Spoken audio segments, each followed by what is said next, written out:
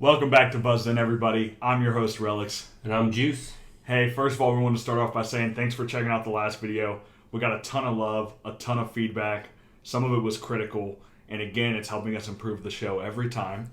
I know I shared a lot of the feedback I got from close people, whether I work with you or you hit me up on social media, and was able to share that with Juice here. So we got some things in the works. You see we're back in the actual, what will be the studio room. We got some lighting set up now. Background's still a little plain, but that's still getting worked on.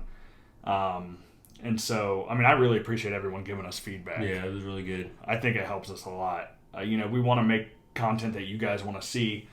Today, we were supposed to have 4 of us.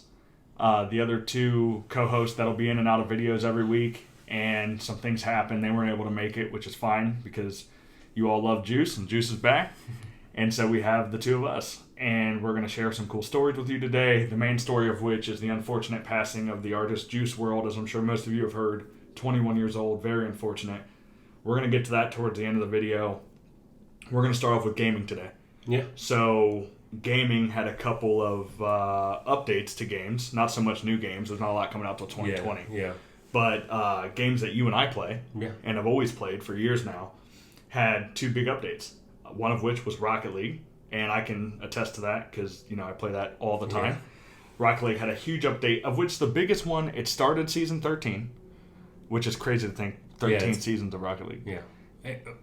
And this is one of those games that I had a conversation with somebody recently, and it was like, games that I continue to play even though they're so many years old. Rocket League came out, when did that come out? Like 2014 or something? No, 15 or 16. 15? I think it was 15. Yeah, and I still consistently play this game every single day. It's just it's a game that has stood the test of time that a lot of games just fizzle out.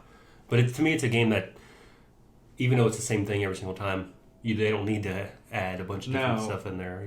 No, and that's why a lot of it is cosmetics, life of the game updates, stuff like that, because the game is simple and does so well for that reason. You get a hold of the game. It's one of those games where not a lot changes, but your skill and the way you decide to play it and who you play it with.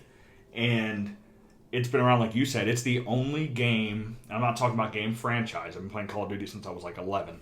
I mean game. It is the same exact game it was since Rocket League was launched. Yep. It's not Rocket League 2 that I have played for this many years. Yeah, me too. I've never played a game this long. And I have over like 70 days of actual play time logged into it. So the update that came out was huge because it brought season rewards, of which we'll show you guys a couple of pictures of the rewards this season. It was decals based on what competitive rank you fell into last season. You have platinum, gold, silver, bronze, champion, diamond. And depending on champion being the highest, grand champion being the highest, you got a different reward based on it, a decal. Yeah. And I think they all look pretty good. Yeah. But then more importantly to me, what they brought was an archiving system. Yeah, I loved it. Because we've been playing for years. Inventory has been flooded with such crap.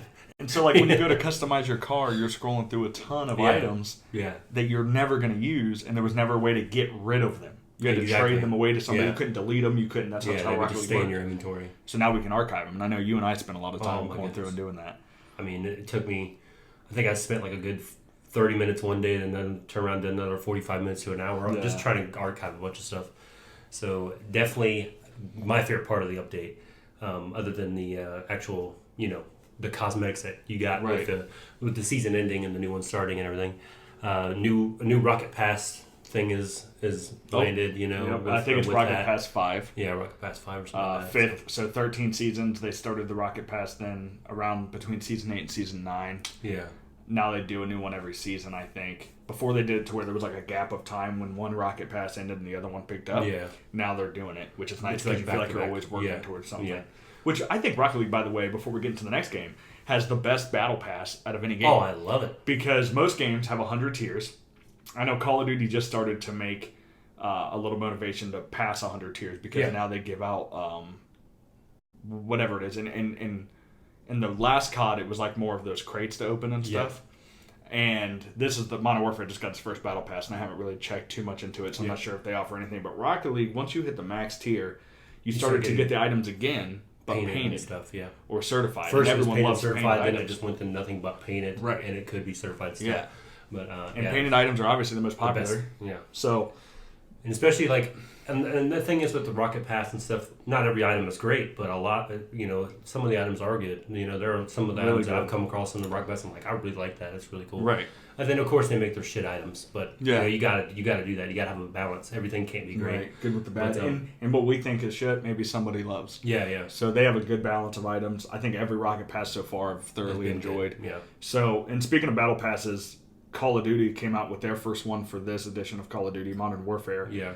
And here's the thing with both the Call of Duty Battle Pass and then the Rocket Pass for Rocket League, of course, which I think is really cool, is that you have to purchase it with in-game currency, which you can purchase with your own money, of course.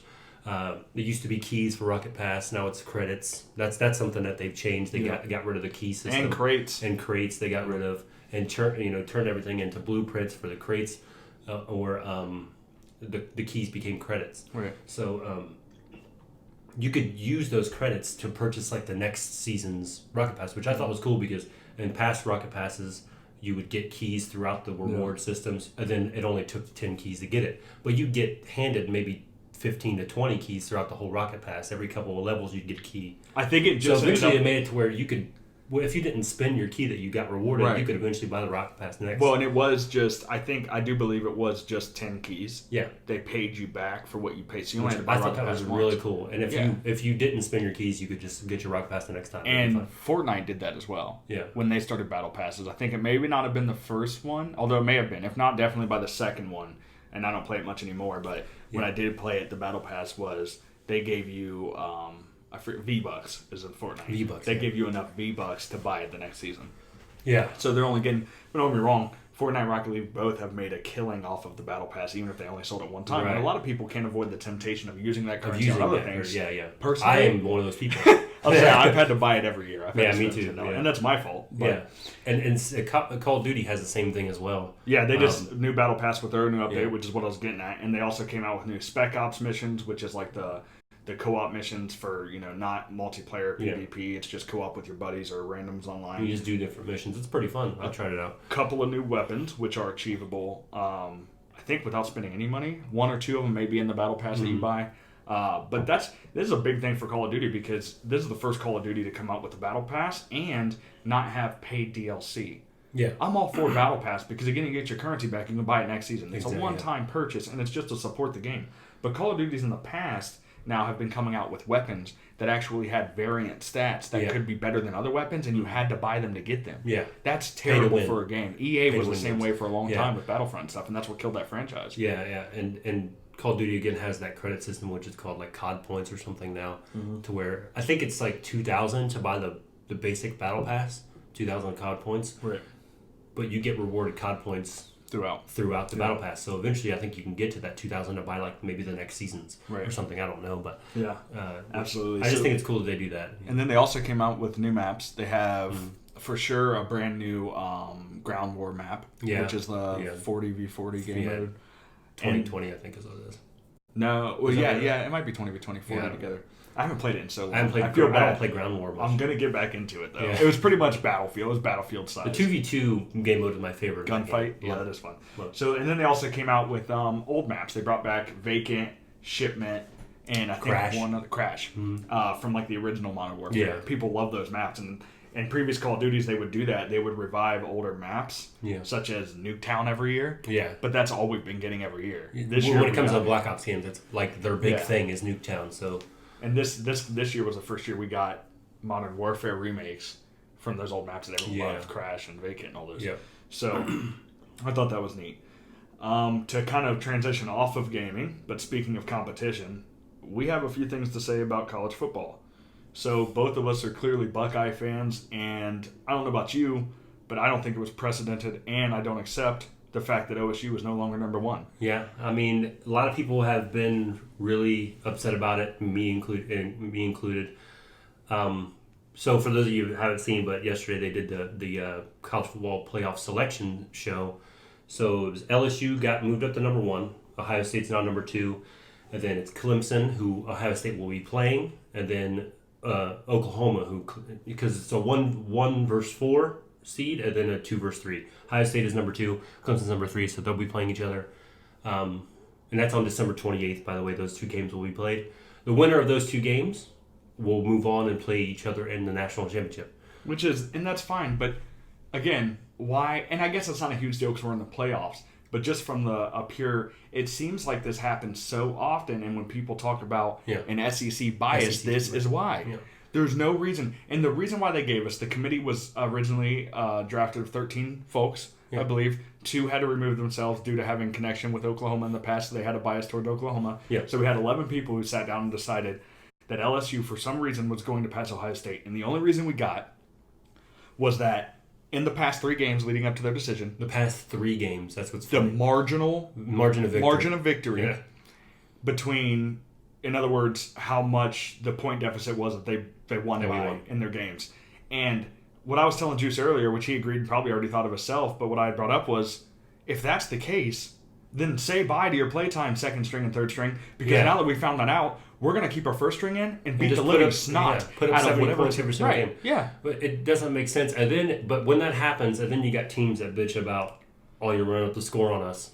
Well, now that's what we got to do, because apparently to the committee it's important. Yeah. Which makes no sense to me. And before it was looked at, I mean, look, you look like a bad guy if you do that. We have games where we score over 50 points, and the whole second half we didn't have our first string in. Yeah. So imagine we keep our first string in the entire time. Now we get into the fact of not only are we running up scores on teams, because we believe that's what it's going to come down to when we get ranked at the end of the season for the playoffs, but also we're running into the risk of hurting our players, our first string players, because now they're playing the whole game every game, because what we would hate to happen is come down to the end. Look, for this year, it's a number 1 to number 2. We're still in the playoffs. But who's to say next year it's not we lose from number 4 to number 5? Yeah, exactly. Because of that difference, that one difference. And here's where college football fails me versus the NFL. And I prefer to watch college football. But my thing is, when you have a committee who's appointed by who, I don't care. I don't care. And I don't care if it's Donald Trump. And you have this committee who gets to decide that. So when you talk about who's number 4 and number 5, now you're booting somebody out of the playoffs who was number 4 before that and won their conference championship or whatever. Yeah. They won their title match and they get booted out of the playoffs because you decided so. So whether or not the committee's honest, who's not going to bring up speculation of bias when you talk about literally removing a team from the playoffs? Everybody on that committee is going to have a bias. Here's the thing. They're in the college football committee because they have some sort of tie to college football.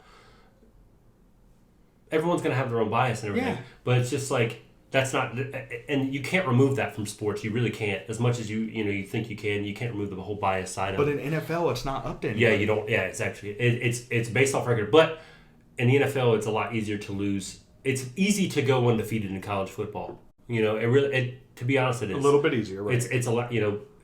Every single year you get maybe 10 to 20 teams that go on a 12 game season. They'll go 11-1 or 12-0. Like the Buckeyes, they went undefeated this year, and it's.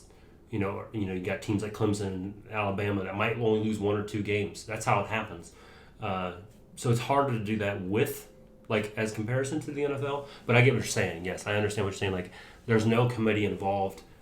I don't know what an alternative could be, though. Well, here's my thing. I don't think there's a committee. I think in the NFL, they go off record in your division, and they allow so many teams in from each division. I think that should be the way it is. I think that'll mix it up. You have your Power 5 conferences. You got your Big 10, Big 12, the SEC. Whoever, you do a playoff system as each winner of that conference. Exactly. You win your championship, you're automatically into the playoffs. Everyone gets a shot. However many the Big 5 conferences is what they are. You're going to have 5, but then you just add maybe one at-large bid is what they call it. It's just some sort of not a Power 5 conference team, or maybe sort of a wild card team, as you have in the NFL, that gets in. I agree with that. Everything else in the world is done that way. Yeah. Politics is done that way. Yeah. When's the last time 2 Democratic candidates have been the ones being voted on for president? It doesn't happen. There's a Democrat, there's a Republican, there's a third party, there's this party. That's the way most things are structured and the way they should be, because some conferences haven't been in a championship match, and who's to say that Stanford doesn't beat somebody in the national championship? That is the beauty of college. That's the beauty of sports in general. The idea that any team could be any team. Whether it's in college football, whether it's professional football, whether it's Major League Baseball, whether it's college basketball, whatever. That's the Cinderella thing of sports that we love so much, is the fact that any team can generally beat any team. College football's not so much, but it has happened. Upsets happen all the time. And so you bring that aspect into that playoff sort of scenario. You have somebody that's a lower seeded team that could easily set off and maybe go beat Ohio State or something. Right. Yeah, that sucks as fans for us, but in the sporting world, it's great. And if they prove themselves and can win their conference title, then why do they not deserve a shot in the playoffs? We're not talking about getting right into the national championship. We're talking about expand the playoffs. And everyone's saying expand the playoffs to 6 teams. In what world does that make sense? Why is that the synopsis that everyone's going to? Yeah. In a world where you have a committee deciding who makes it in and who does not, if they get to decide the 6 teams that get to make it in, they make it into the playoffs, what do you do? Now the teams that are in SEC, more than likely, that the committee made number 1 and number 2, they have a bye week the first week. Yeah. Now they only got to play 1 playoff game to make it to the national championship, and their guy gets a week to rest. I think it makes sense with what you're talking about with if you win your conference, you have your Power 5 conferences, so that's 5 teams right there. Each team that wins this Power 5 conference, that's 5 teams. Exactly. And then you have that one wild card team that's from maybe the same conference or just a whole little smaller conference that happen to win and do really well that year, and they get in. I think that's great. I like that. But why not 8? Why not 8? Why not go for? It does go longer, but then again, it is a business. College football is a business. They're going to want to do whatever they can to make money. If they expand the playoffs, they're going to make more money because it's more games to be played. But 8 doesn't become longer than 6. Right. 6 is longer from 4, but even if you have 6 teams, you now have to play through. Or am I going crazy? No, you still have to play because if they get a bye, there's still 2 weeks of football in the playoffs. Yeah. And then 1 week in the championship. You have 8 teams the same way. Yeah. So it's still expanding it, but if they're going to expand it, the 6th step doesn't make sense to me. Not until you get rid of a committee that gets to decide. Not until you get rid of a committee. I think you go by record and winning your conference. The only struggle I see to wrap things up about college football is when you have that, coaches I don't think can any longer make their own schedule. Right. And there's so many different schools, I get where it becomes an issue. Yeah. Because the whole quality of win thing comes around. If they just go by record, you can schedule chump teams. Right. So let us know in the comments below what you guys think about that. The 16 playoffs next year, should they go 8? Should they keep it at 4? And let us know your opinion, whether you're a Buckeye fan or not. We're very receptive on whether or not you think OSU deserved to drop number 2. With that being said, just real quick before we get off sports, I want to bring up the Patriots. Okay? I'm a Patriots fan. We've lost 3 times this season now. 2 most recently, and people are starting to freak out about the Patriots. Don't worry about the Patriots. I mean, that's literally all I've seen. Like, they lost yesterday, and then, like I was telling you earlier, headline I seen was, should the Patriots be worried? I was like, seriously? Yeah, worried? Why? I get that we've lost recently. 3 losses. But also, I've been seeing blaming Brady, question mark. And one of the guys I saw talking on ESPN today said, is it Tom Brady's fault because he didn't pass it to the right target? Or are we doubting his wisdom in being the best quarterback to ever play the game, and he knows that if he throws it to the target you think is right, that guy's probably going to drop it because he dropped it 3 times this game. Yeah. So he's trying to find other options.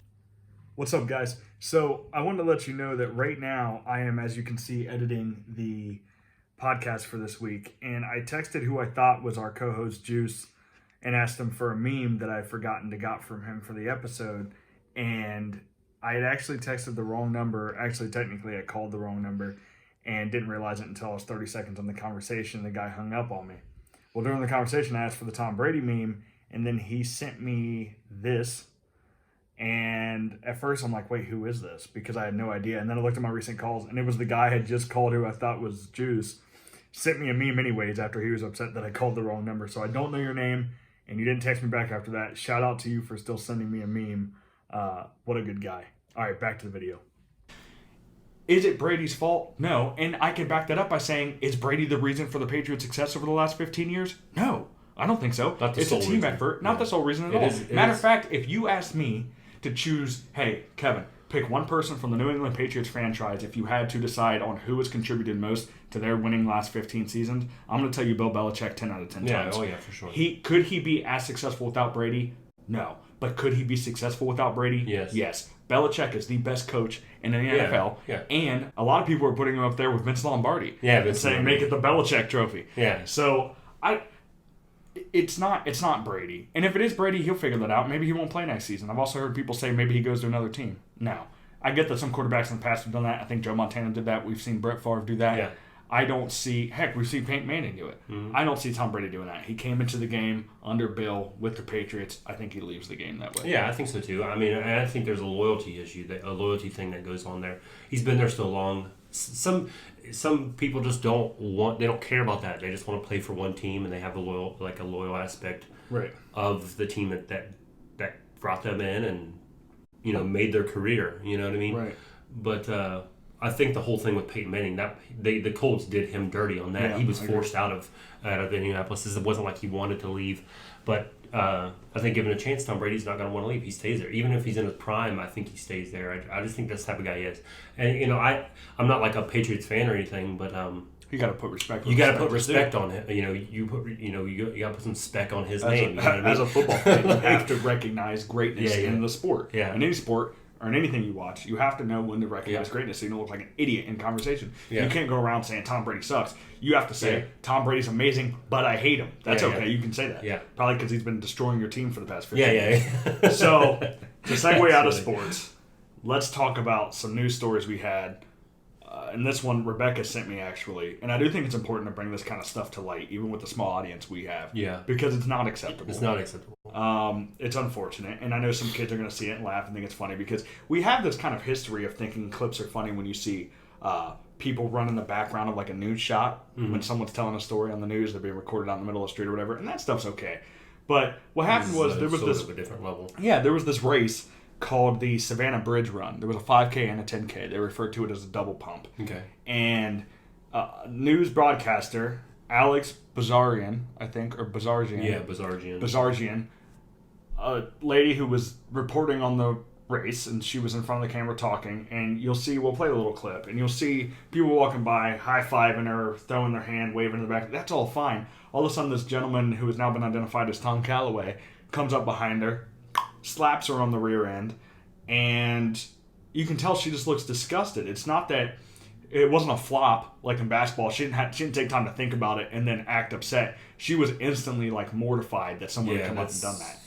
And in the past, that may have been looked at as a joke or something if he knew her, but this wasn't the case. She was mortified. She didn't know who had touched her, and this kind of stuff is, in a world where women are still feeling objectified and targeted. Yeah. And as a guy, we always want to take, and I'm sure you've heard the argument, that's not true anymore. Everything's equal in the workplace. Everything's equal. But then there are guys like this who keep dragging it down and proving women right. Because let's be honest, you see stuff like this, and the objectification is still happening. Women are still being objectified, targeted, talked to in ways they shouldn't. And it's just not appropriate. And I'm sure this guy's kicking himself. He probably thought this was just going to be some funny clip. Yeah. And you can clearly tell she's upset. Scumbag is what he is. So, what do you think about that? I think it's ridiculous. The guy's a dirtbag. Dirtbag. Fact. He also did it. Now, mind you, here's the thing. Here's the difference. He did it on locally broadcast television, I guess, which became national. Now it's national. Of course. 800,000 retweets. She's clearly, as you see in the video there, she's clearly recording, doing her job as a reporter, and he does that. So, knowing that people are going to see this, he does it anyways. Yeah. That is what makes him the scumbag of it. Right. It's one thing to do it in general, to go up to a random woman and grope her like that, smack her ass, whatever you're doing. But then how dumb do you have to be to do it? To do it online. In that environment. And the mindset of you doing that, like, you're running up, you see her in the distance, it's preemptive. Right. You're running up, you see her, okay, I'm going to go smack her ass. And you do it anyways. You know what I mean? Like, come on, guy. Yeah, it doesn't make sense. That's what I'm saying. You had to think about it. It wasn't reactionary. He thought about it the whole time he was running towards the reporter. It's ridiculous. And it's just, look, here's the thing. And not only that, but to me, this doesn't really, I don't know if it really makes a difference, but the guy's 45 years old. She was, I think 23. Yeah. Just have some weird old guy. Not even, look, it comes down to a point where it's like, obviously, have respect for the individual and the woman. But then on another level, have some self-respect. Why act like that? Yeah. It's not like you don't have the excuse to say we're at a bar and been drinking for 4 hours. You're in the middle of a race. Yep. You, even if you weren't sober before the race, are probably sobered out now after 3 of this 5K. Was it a charity? You're sweating. I think so. I think it was for a Catholic school. I'll look up the exact name and put it in the description. But and that's the other thing. It was for a cause like that. And then let's just get off the story. It's ridiculous. Either way, either way, it's a terrible thing that he did. Absolutely. And I mean, I don't know what his side is thinking about it and if they've released any sort of apology or anything. I don't know, but it's a shitty story. Something to kind of get off of that, what was it, the volcano thing that we Yeah, were so about? in New Zealand, as you found out and brought to the show this morning, White Island, which is a tourist attraction island in New Zealand. A big toury. There's been volcanoes erupting in there, and all we really know as of this morning, as you let me know, five people are dead and more are missing. Yeah, and there's people missing. The police statement I seen was like, it said 5 people were dead, more missing, and it said the island literally looks like a ghost town, that there's no signs of life, animals, nothing. When I was looking at the pictures of the island, maybe we can get some up there, literally the island looked like it was just the volcano. Like the island was a majority volcano, you know what I mean? Right. And then people would go there and visit it. It was like you said, it was apparently a big touristy type of island and stuff. So I mean, our thoughts and prayers are going out to those people that are there, and their families and their loved ones that may be involved in the whole situation. We hope. You can even have people there that are just vacationing that are caught up in that. It's sad to see, man. And then let's get to the biggest story of today. Unfortunately, the young artist Juice WRLD has passed away as of yesterday. Yeah.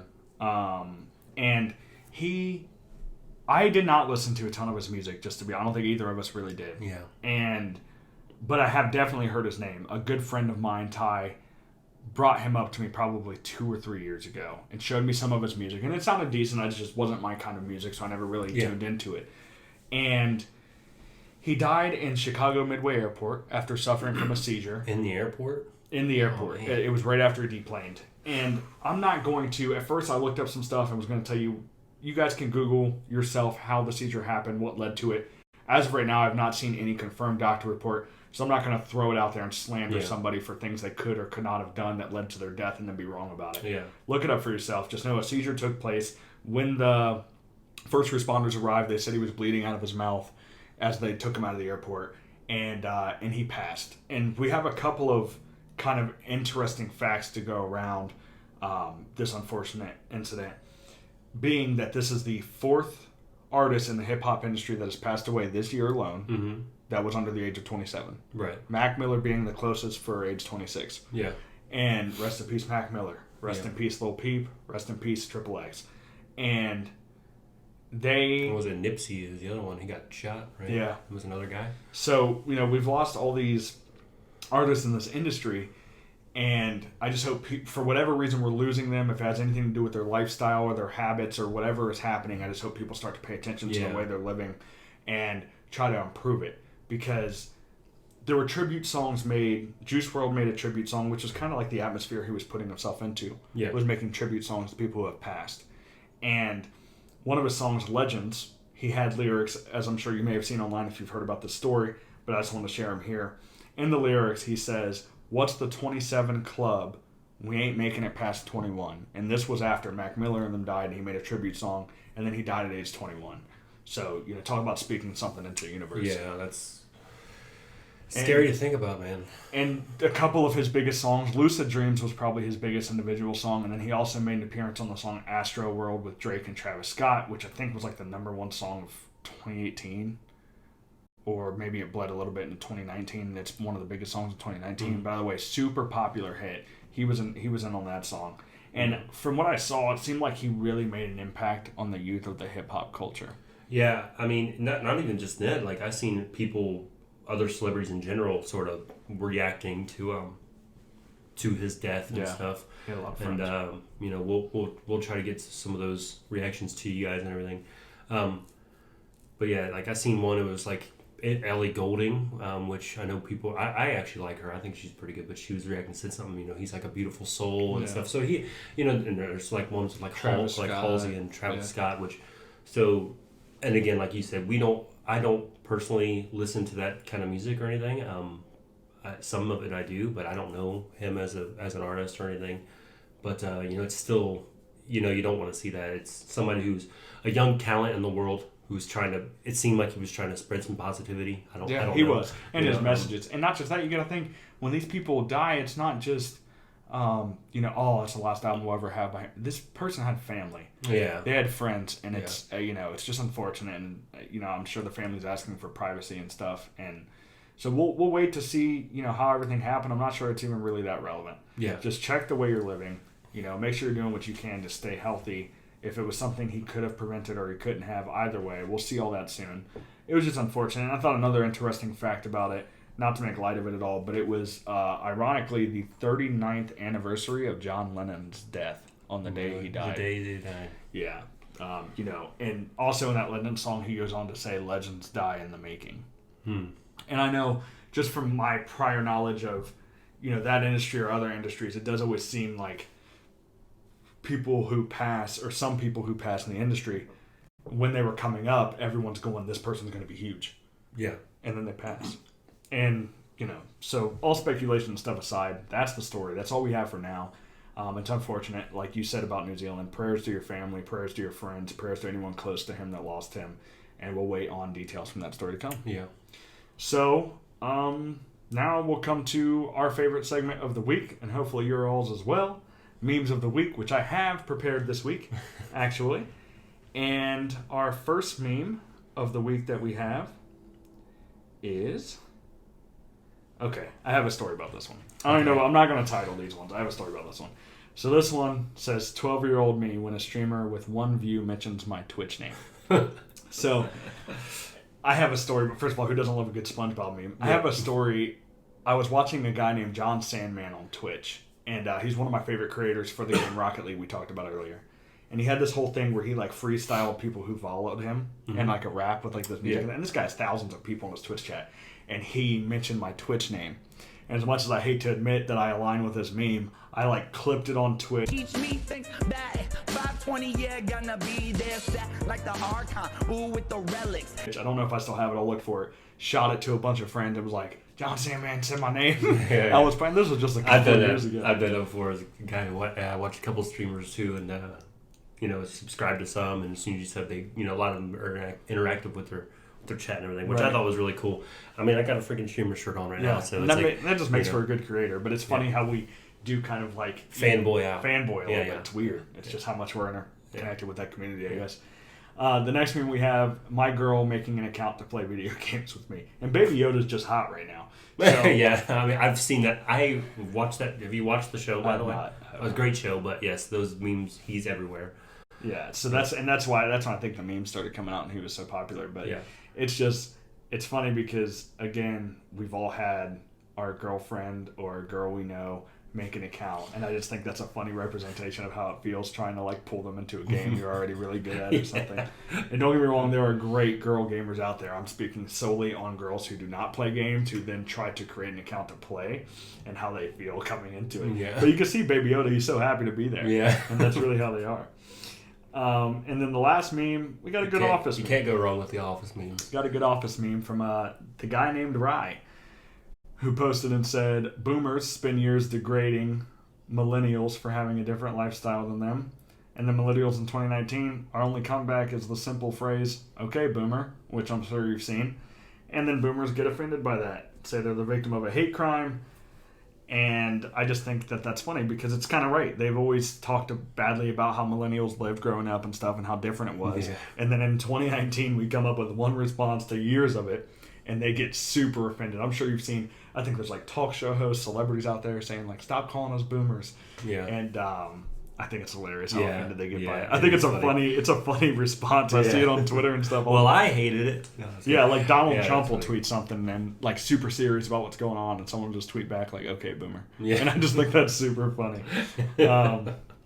So that's the memes we had for this week. Shout out to Corey Williams for sending us those memes. Man. I called and woke him up this morning and said, send me a few memes. You could tell he was tired. Yeah, I definitely woke him up, and he got that done. So I appreciate that. I think that's all we have for the news this week. I think that's all we have for stories. And I want to appreciate everybody again for checking out the channel. I want to appreciate my friend Jack Wade again for shouting out the channel. I appreciate everybody who came by and left their comments, sent me comments through social media, let us know in person how the show's going and what they think about it. And we're really excited for this journey. Posting weekly, I can't wait. I think on our 52nd week, what we'll do for the whole episode will actually be just watching the very first one. Yeah. And comparing see how we are quality, content. I think it'll be a cool reaction video. So look forward to that in, 48 weeks. So that being said, I think that's it. We're going to leave it off there. Episode 5 coming next week. And until then, stay buzzed in.